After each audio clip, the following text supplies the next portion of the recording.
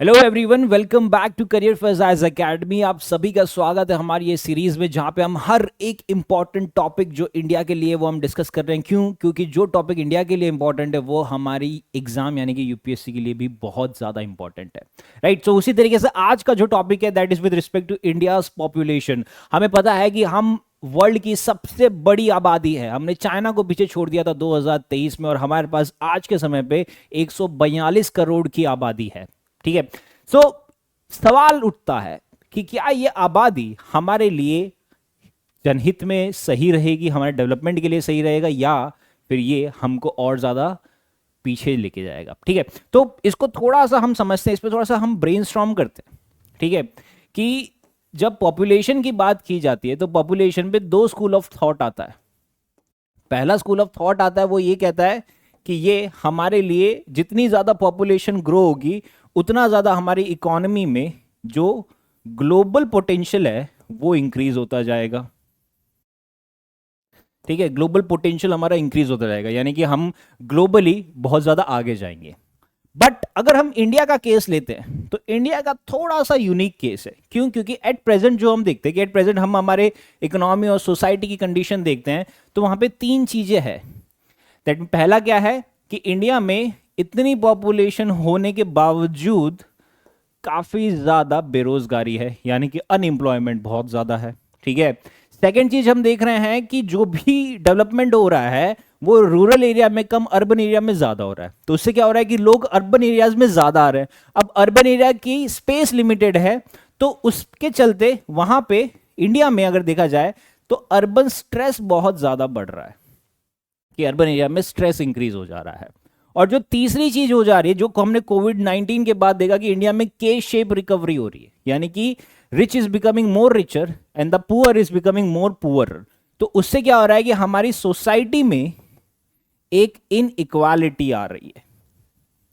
तो जब एक्सपर्ट्स कह रहे हैं कि अगर आप पॉपुलेशन को कह रहे हो कि ये ग्लोबल पोटेंशियल लेके आ रहा है, राइट, क्या आपने कहा कि ये ग्लोबल पोटेंशियल है, बट अगर इकोनॉमी में ये सारी चीजें भी हो रही है, लाइक ये सारी चीजें इन द सेंस कि हम कह रहे हैं कि अनएम्प्लॉयमेंट ज्यादा है, अर्बन स्ट्रेस ज्यादा है, सोशल इनइक्वालिटी ज्यादा है, तो फिर ये पॉपुलेशन क्या कही जाएगी? ये पॉपुलेशन कही जाएगी कि ये एक टाइम बॉम्ब है, ये फटेगा। राइट, और ये ऐसा फटेगा कि पूरे देश को साथ में लेके डूब जाएगा। ओके, तो आज की इस वीडियो में हम यही चीज समझेंगे कि जो पॉपुलेशन की हम बात कर रहे हैं, क्या ये पॉपुलेशन हमारे लिए एक डेमोग्राफिक डिविडेंड है, या फिर ये हमारे लिए एक डेमोग्राफिक डिजास्टर है। ठीक है, तो ये वीडियो में हम ये सभी चीजों को थोड़ा सा डिटेल में समझेंगे। ओके, सो बिना देरी किए हम शुरू करते हैं, जिसके अंदर पहले चीज हम देखेंगे कि हमने ये एक माइलस्टोन अचीव किया है कि हमने चाइना को पीछे कर दिया। चाइना हमसे पीछे, राइट, और इस चीज में चाइना अब हमसे आगे जा भी नहीं सकता। अब सिर्फ चाइना को हमने नंबर में पीछे नहीं किया है, जैसे अगर हम देखते हैं कि 142 करोड़ की हमारी पॉपुलेशन है, राइट, तो उससे हम हमारी आबादी बहुत ज्यादा है। बट ये आबादी में आप एक चीज देखोगे कि इसके अंदर जो मीडियन एज है वो 28 है। वेरेज अगर चाइना का देखते हैं कि चाइना का एट प्रेजेंट जो मीडियन एज है वो 39 है। तो अब आप ये बताइए कि 28 साल की उम्र में इंसान ज्यादा काम करेगा या 39 साल की उम्र में इंसान ज्यादा काम करेगा? ऑब्वियसली 28 साल की उम्र में इंसान ज्यादा काम करेगा।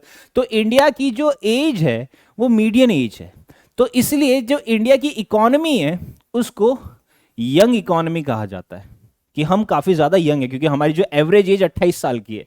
वेरेज चाइना की इकोनॉमी को एजिंग कहा जा रहा है, कि ये अब बूढ़ी हो रही है, राइट, ये एजिंग में आ चुकी है। ठीक है, तो उस सेंस में अगर देखा जाए तो इंडिया में काफी ज्यादा ग्रोथ है, राइट, इंडिया में ग्रोथ पोटेंशियल काफी ज्यादा है। इसके अलावा अगर एक और चीज हम देखते हैं, कि मैं अगर आपको एक और सिनेरियो समझाता हूं, एक और मैं अगर फैक्ट की बात करता हूं कि इसके अंदर कि सिर्फ हम कह रहे हैं कि चाइना की पॉपुलेशन एजिंग है और इंडिया की पॉपुलेशन काफी ज्यादा ग्रो कर रही है, बट सवाल ये बनता है कि ये कितनी ग्रो करेगी। तो यहां पे यूनाइटेड नेशन की रिपोर्ट आई है, और यूनाइटेड नेशन ने कहा कि इंडिया 2064 तक एक ग्रोइंग इकोनॉमी रहेगी। फिर इंडिया भी एज अ 2064 के बाद वो भी एक एजिंग इकोनॉमी में आ जाएगा। ठीक है, वो भी एक एजिंग इकोनॉमी में आ गया। तो कहने का मतलब क्या है कि यहां पे हमने तीन फैक्ट समझे। पहला समझा कि हमारी 142 करोड़ की पॉपुलेशन हो चुकी है 2023 से, जिससे हमने चाइना को पीछे छोड़ दिया है। दूसरा है कि हमारी जो मीडियन एज है वो है 28 और चाइना की मीडियन एज है 39, तो इंडिया में ज्यादा पोटेंशियल है काम करने का, ठीक है। बट सवाल ये बनता है कि हम कब तक ग्रो करेंगे, तो यहां पे तीसरा फैक्ट आ जाता है कि यूनाइटेड नेशन ने बोला कि हम 2064 तक ग्रो करेंगे। तो सवाल ये नहीं है कि हमारे पास पॉपुलेशन नंबर कितने हैं, कि सिर्फ पॉपुलेशन बढ़ाने से हम आगे नहीं बढ़ रहे हैं। हमारा पॉइंट यह है कि जो पॉपुलेशन हमने बढ़ाई है हम उसको किस तरीके से यूज कर रहे हैं जिससे हमारे फ्यूचर को हम डिफाइन कर सके, ठीक है।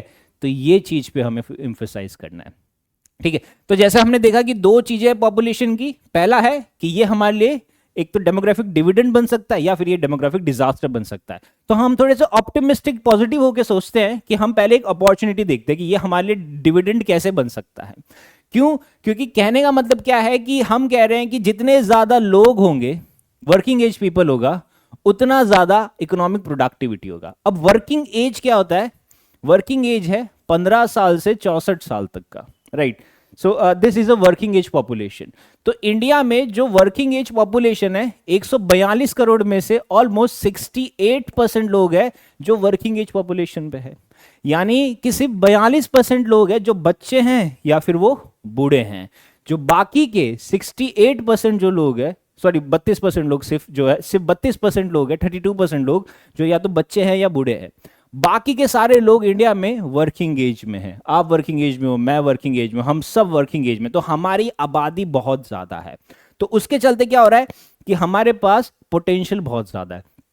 क्योंकि अगर 68% की बात करते हैं तो पोटेंशियल किस हिसाब से ज्यादा है? क्योंकि आप खुद सोचिए ना, अगर मैं कह रहा हूं कि आपकी इकोनॉमी में 68% लोग जो है वो वर्किंग एज में आ जाते हैं, दैट इज 15 से 64 साल तक में आते हैं। तो इसमें कैसा होता है कि जब आप वर्किंग एज में हो तो क्या आपसे उम्मीद किया जा रहा है कि आपके इकोनॉमी में काफी ज्यादा वर्कर होंगे, फर्स्ट थिंग। सेकेंड थिंग हो जाएगी कि जब वर्कर काम करेंगे तो वो काफी ज्यादा टैक्स पेयर भी होंगे। और तीसरा है जो बहुत ज्यादा इंपॉर्टेंट है इंडिया की ग्रोथ के लिए, या फिर हम कह सकते हैं कि एफडीआई आने के लिए, वो क्या है कि इंडिया में जो डिमांड है, कंजम्पशन बहुत ज्यादा है। क्योंकि एक इंसान रोटी कपड़ा मकान की तो डिमांड करेगा ही करेगा, राइट। तो वो रोटी कपड़ा डिमांड की जो डिमांड है 142 करोड़ के लोग जो है, 142 करोड़ की आबादी है, वो रोज खाना खा रही है, वो रोज कपड़ा पहन रही है। सो दैट मीन्स कि यहाँ पे डिमांड बहुत ज्यादा है, ठीक है। तो जब ये चीजों पे फोकस आ जाता है तो हम कह रहे हैं कि इंडिया में टैलेंट बहुत ज्यादा है, ठीक है। क्योंकि 68% लोग, 142 करोड़ के 68% लोग बहुत बड़ा नंबर है, तो इंडिया में टैलेंट बहुत ज्यादा है। तो उसके चलते हम कह सकते हैं कि India is known as the skill factory, कि इंडिया को एक स्किल फैक्ट्री कंसीडर करना चाहिए। बस सवाल यह है कि हमें, जो हमारे लोग हैं, जो हमारे यूथ है, बस उनकी हमें स्किलिंग पे फोकस करना है, राइट। तो उसके पॉइंट ऑफ व्यू से मैं कह सकता हूं कि जब हम कह रहे हैं कि इंडिया में ये टैलेंट पूल इतना ज्यादा है तो हमें उसको डाइवर्ट करना है आईटी में, हेल्थ में और मैन्युफैक्चरिंग में, ठीक है। तो जब ये चीजें होगी तब हम एक इकोनॉमिक डेवलपमेंट की तरफ जाएंगे, राइट। क्योंकि डिविडेंड ऑटोमेटिक नहीं आता है, वो डिपेंड करता है कि आप वहां पे स्किल कितना कर रहे हो, जॉब्स कितना दे रहे हो, उनकी हेल्थ कितनी अच्छी है, ठीक है। So this was an opportunity. तो जब हमने अपॉर्चुनिटी पढ़ ली तो अब जब हमें पढ़ना है कि ये डिजास्टर हो सकता है या नहीं, राइट। तो ये एक बहुत ही बड़ा सवाल आ जाता है, ठीक है। तो डिजास्टर में अगर हम देख सकते हैं कि ये एक डेटा आया था सीएमआई का डेटा, उसने बताया गया कि इंडिया में जो 20 से 24 उम्र के जो लोग हैं वो अधिकतर अनएम्प्लॉयड है। तो ऑलमोस्ट 40% लोग जो ये एज से बिलोंग करते हैं उनके पास रोजगार ही नहीं है, राइट। और जिनके पास रोजगार है, जिन 60% के पास रोजगार है, वो रोजगार पूरा ही इनफॉर्मल सेक्टर का है, यानी कि उनके पास कोई भी जॉब सिक्योरिटी नहीं है, ठीक है। उनके पास कोई भी जॉब के बेनिफिट नहीं है। सो दैट मीन्स कि हम ये सब इनफॉर्मल सेक्टर से बिलोंग करता है, राइट। दूसरी चीज अगर हम देखते हैं कि हमें पता है कि चाइना के अगर हम एग्जांपल लेते हैं, हम हमेशा खुद को चाइना से कंपेयर करते हैं, तो चाइना क्या कर रहा है? चाइना फैक्ट्रीज बहुत ज्यादा बना रहा है, ठीक है। चाइना फैक्ट्रीज पे बहुत ज्यादा इंफोसाइज कर रहा है। वैसे ही अगर हम इंडिया की बात करते हैं तो इंडिया ने क्या किया कि इंडिया पहले एग्रीकल्चर सेक्टर को ग्रो किया, और फिर इंडिया ने जंप करके सर्विस सेक्टर को ग्रो कर दिया। तो ये क्या बच गया, ये एक बीच में एक गैप रह गया, राइट। ये गैप है मैन्युफैक्चरिंग सेक्टर का, कि हमने मैन्युफैक्चरिंग सेक्टर को इतना ज़्यादा ग्रो नहीं किया। तो इसलिए जब हमने कहा है कि 20 से 24 साल की उम्र में 40% लोग के पास रोजगार नहीं है, क्यों? क्योंकि यहां पे मैन्युफैक्चरिंग सेक्टर नहीं है। तो ये 40% जो लोग हैं वो एब्जॉर्ब नहीं हो पा रहे, वो इकोनॉमी में कहीं पे फिट नहीं हो पा रहे। क्यों? क्योंकि हमारे पास मैन्युफैक्चरिंग सेक्टर इतना अच्छा नहीं है कि लोग इसके अंदर नौकरी कर पा रहे हैं, या फिर इतना ग्रो ही नहीं हो पाया है कि मैन्युफैक्चरिंग सेक्टर के पास इतनी ज़्यादा जॉब ही नहीं है, राइट। तो ये एक बहुत बड़ा इशू है इंडिया में कि हमने एग्रीकल्चर से डायरेक्ट जंप कर दिया सर्विस सेक्टर में। तो जो गैप है मैन्युफैक्चरिंग सेक्टर का, उसको हमने एड्रेस ही नहीं कर पाए हैं, ठीक है। तो ये चीज़ है।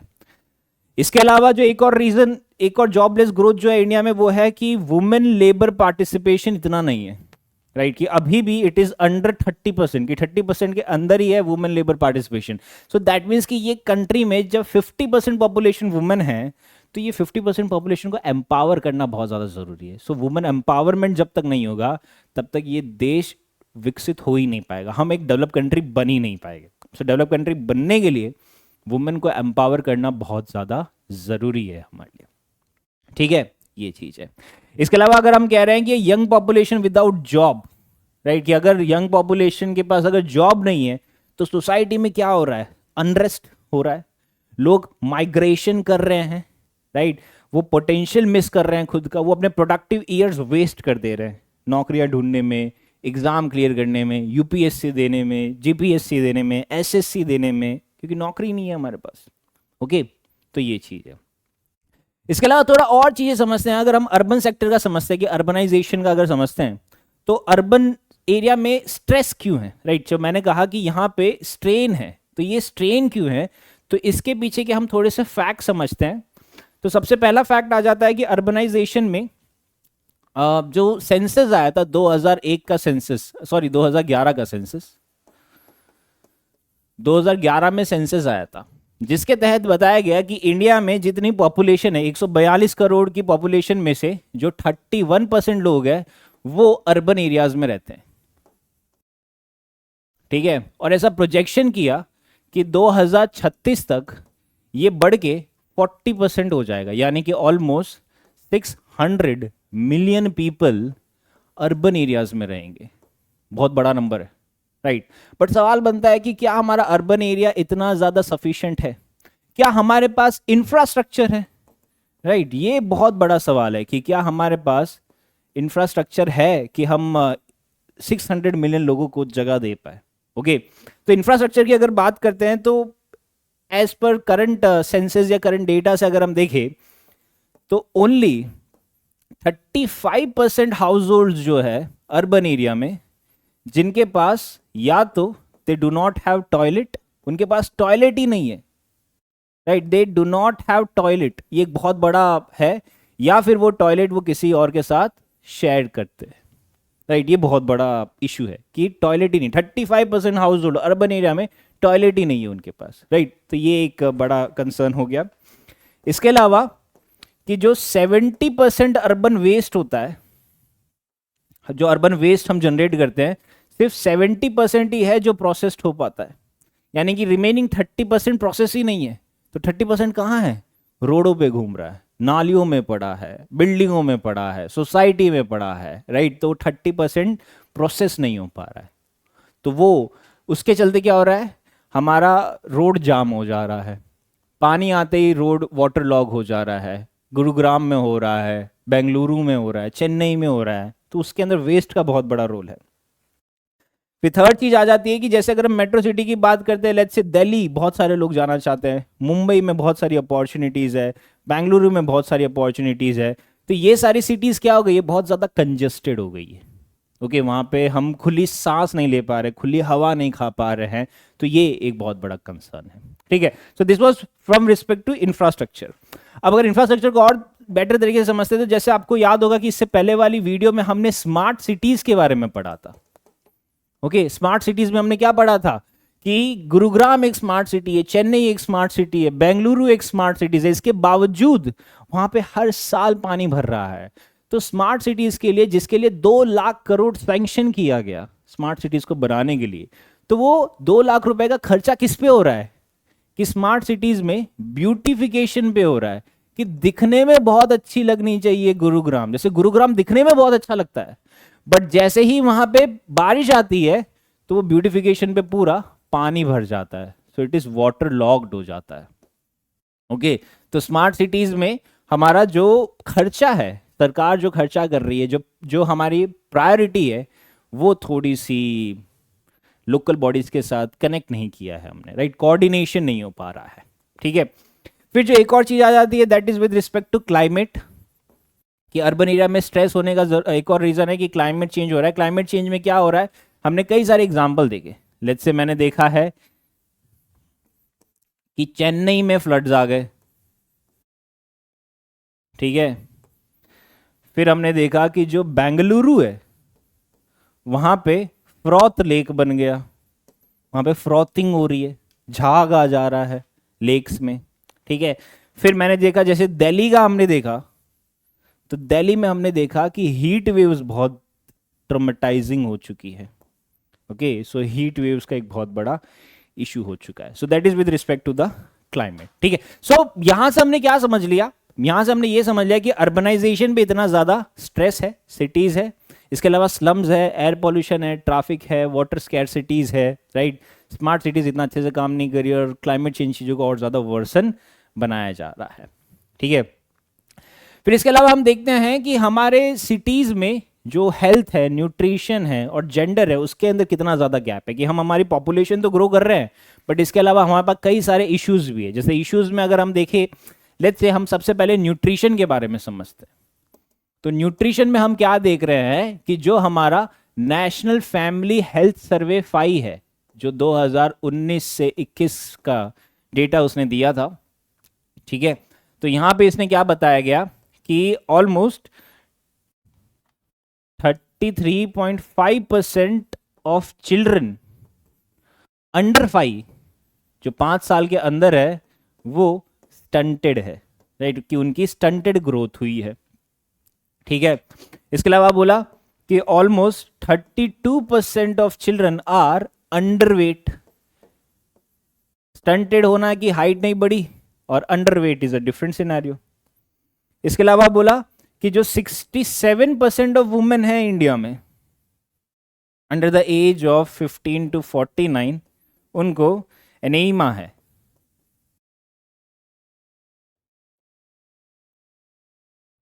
एनीमिक, राइट, कि एनीमिया काफी ज्यादा हो चुका है। वेरस ये क्यों हुआ है, क्योंकि हमारा हेल्थ केयर थोड़ा सा निग्लेक्टेड है। कैसे निग्लेक्टेड है, कि अगर मैं हेल्थ केयर की बात करता हूं, कि जो पब्लिक हेल्थ केयर है उसमें सबसे पहला है कि 142 करोड़ की जनता के लिए फंड कितना है, just 2.1% of GDP, right, 2.1% of GDP, तो बहुत कम है। ओके, क्यों हम लोकतंत्र है किसके लिए, for the people, by the people, of the people. But ये पीपल की जब हेल्थ ही नहीं रहेगी तो फिर वो लोकतंत्र का क्या करोगे आप, राइट, जीडीपी ग्रोथ का भी क्या ही करोगे। तो वो यहां पे डाइवर्ट करने की जरूरत है। फिर दूसरा इशू आता है रूरल एरिया में, जैसे हमने देखे कि कम्युनिटी हेल्थ सेंटर्स तो बना दिए, बट जब पता चला कि कम्युनिटी हेल्थ सेंटर में रिसर्च की गई तो पता चला कि यहाँ पे 50% शॉर्टेज है स्टाफ का, कि जो स्पेशलिस्ट होने चाहिए थे वो है ही नहीं, तो 50% शॉर्टेज है। तो ये इसके चलते क्या हो रहा है कि जो कम्युनिटी हेल्थ सेंटर जिस तरीके से काम करने चाहिए थे वो काम ही नहीं कर रहे, सो दैट इज एन इशू। फिर इसके अलावा अगर हम देखते हैं कि इंडिया में जो आउट ऑफ पॉकेट एक्सपेंडिचर है वो वर्ल्ड लेवल में सबसे ज्यादा आ जा रहा है, ठीक है। तो ये सारे सिचुएशन हमने समझ लिए, राइट। तो ये सारे फैक्ट्स बहुत ज्यादा इंपॉर्टेंट है हमारे एग्जाम पॉइंट ऑफ व्यू के लिए। अगर आप आंसर्स में इस तरीके के फैक्ट लिखोगे तो आपको काफी अच्छे मार्क्स मिल सकते हैं, ठीक है। And the last is the gender gap, कि जेंडर गैप जैसे अभी हमने देखा कि लेस देन 30% जो है वो लेबर फोर्स पार्टिसिपेशन है, तो दैट इज एन इशू जो परसिस्ट कर रहा है। ओके, देन अब जो हमें रिक्वायरमेंट है दैट इज अ गवर्नेंस की। अब गवर्नेंस का मतलब है कि सरकार का काम, दैट इज द गवर्नेंस। अब गवर्नेंस डिफिकल्ट हो चुका है। क्यों डिफिकल्ट हो चुका है? कि आप खुद सोचो ना यार, 142 करोड़ लोगों को गवर्न करना है। So that is not an easy task, that is a difficult task, क्योंकि जितने ज्यादा लोग होंगे उतना कॉम्प्लेक्स होता जाएगा हमारा गवर्नेंस। क्योंकि गवर्नेंस में सिर्फ सरकार बनाना नहीं है, सरकार चलाना भी है। सरकार चलाने जैसे आधार कार्ड का एनरोलमेंट करवाना, वोटर लिस्ट बनाना, स्कूल सीटें देखना, फूड सब्सिडीज देखना, पॉपुलेशन ग्रोथ, हर एक जगह पे सिस्टम का टेस्ट करता है। तो ये टेस्ट को बेटर तरीके से परफॉर्म करने के लिए सरकार इसलिए डिजिटाइजेशन की तरफ जा रही है, राइट। हम डेटा इकट्ठा कर रहे हैं, हम डिजिटाइजेशन की तरफ जा रहे हैं, हम डिसेंट्रलाइज होने की कोशिश कर रहे हैं। और इसके अलावा जो जितने ज़्यादा हमारा पॉपुलेशन बढ़ता जाएगा उतना ज़्यादा हम ग्लोबली एक खुद का वॉइस हो पाएगा और हमारा एक वेट हो पाएगा। जैसे हमने देखा कि G20 का समिट हुआ था 2023 में, तो वहां पे सरकार ने इंडियन पॉपुलेशन के लिए बोला था कि this is the growth market. तो वहां से FDI इनवाइट किया था और उसके बाद में कई सारा FDI भी आया। ओके, तो this is the major problem जिसकी अगर हम बात करते हैं तो हमें ये पॉपुलेशन को यूज करना सीखना पड़ेगा। ओके, तो उसके अकॉर्डिंगली अगर वे फॉरवर्ड देखा जाए तो way forward is very simple, कि हमें क्वालिटी एजुकेशन पे इन्वेस्ट करना है। क्वालिटी एजुकेशन यानी कि IIMITs नहीं, हमें स्कूल लेवल से बच्चों को पढ़ाना है। स्कूल लेवल से नेशनल एजुकेशन पॉलिसी को और अच्छे से इस्तेमाल करना है और अच्छे से हमें उसको स्ट्रेंथन करना है, ताकि हम स्कूल लेवल से ही खुद की स्किल पे वर्क कर सके, राइट। क्योंकि हमें कॉलेज खत्म होने के बाद पता चला कि हमें सॉफ्ट स्किल्स डेवलप करने की जरूरत है, या सॉफ्ट स्किल का ही मतलब पता नहीं था हमें। ओके, तो हमें इसके अलावा जो सेकंड वे फॉरवर्ड है कि हमें फ्यूचर टेक्नोलॉजीज पे स्किल डेवलप करना पड़ेगा। For example green technology, AI है, हेल्थ है, तो इन सब पे फोकस करने की जरूरत है। Then this is very important कि वुमेन पार्टिसिपेशन इकोनॉमी में बहुत बहुत ज़्यादा ज़रूरी है। जब तक वुमेन पार्टिसिपेशन नहीं होगा तब तक हम डेवलप कंट्री नहीं बन पाएंगे।